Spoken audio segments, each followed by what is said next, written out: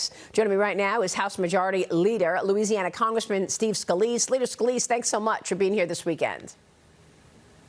Always great to be with you, Maria. Thanks for having me. And you know all the details. Louisiana is an energy state. What is your reaction to the president putting a pause on these LNG deals?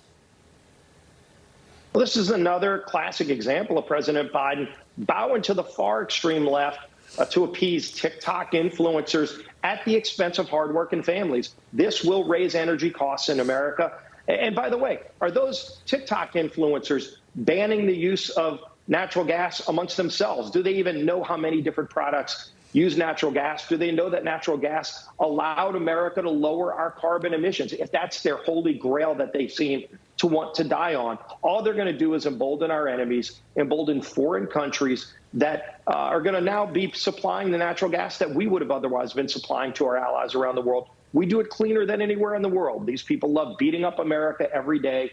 They will never acknowledge all the great benefits that come from America being able to produce our own energy, because if we don't produce our energy, we're going to end up getting it from other countries that don't have the standards we do, and that hurts our economy. It hurts our energy security. But President Biden doesn't care. As long as he gets these TikTok influencers to help him in his reelection, he doesn't care if it hurts the economy. It's why he's doing so bad in the polls, because the public's fed up with this kind of bad policy. Yeah, I mean, do you think these young TikTokers understand that this is not just an energy and economic issue, but a national security issue?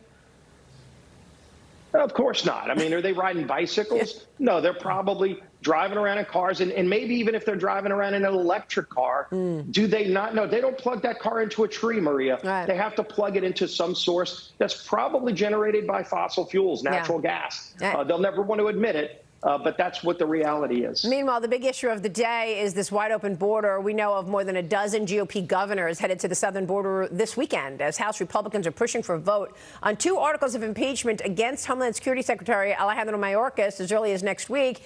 Here's what the House Speaker Mike Johnson told me on Friday.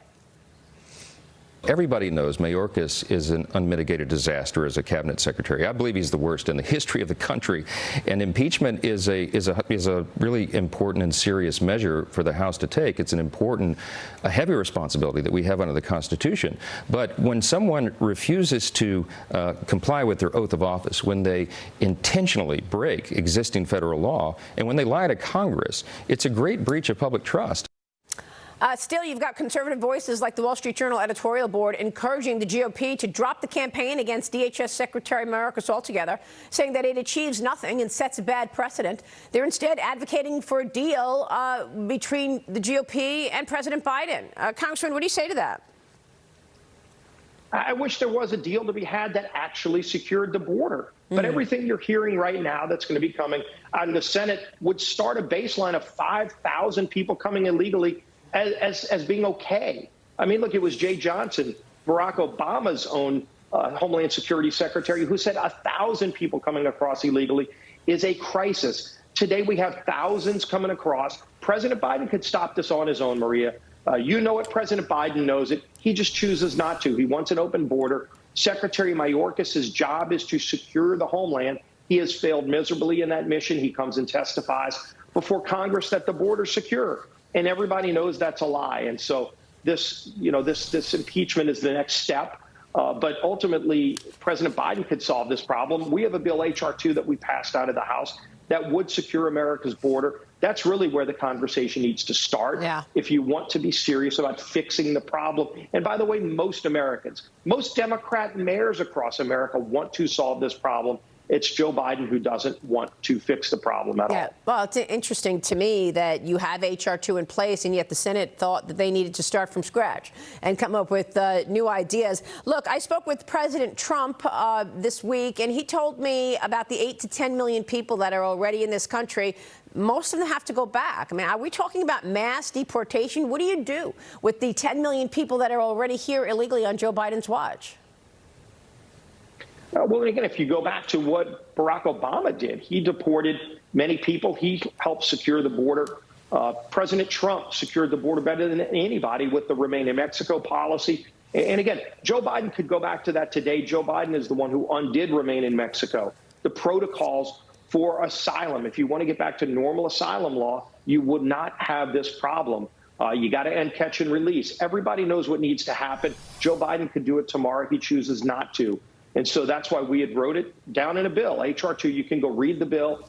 But that's not where we are right now with the Senate negotiations. If the Senate wants to ultimately start a real negotiation on how to solve the problem, we're here ready to go. We have a bill that solves the problem. And if they've got a better way to do it, let's have the conversation. But saying just let 5,000 people a day in illegally and not solve the real problem, we're not here to do window dressing. I mean, this is a major crisis in our nation. We've got people on the terrorist watch list coming across illegally. We've got people from over 150 different countries. This isn't South and Central America people coming across. It's people from every other country in the world, people from China, people from Middle Eastern countries. This is a major, major national breach to our national security. And Joe Biden doesn't care about it because he's the one who created this problem. Wow, it's incredible. 302,000 apprehensions just in 1 month, the month of December. Those are only the people that we know of that were apprehended. Congressman, it's great to see you. We so appreciate your time on all of this. Thank you, sir. Always great being with you, Maria. Thanks. All right. Majority Leader Steve Scalise.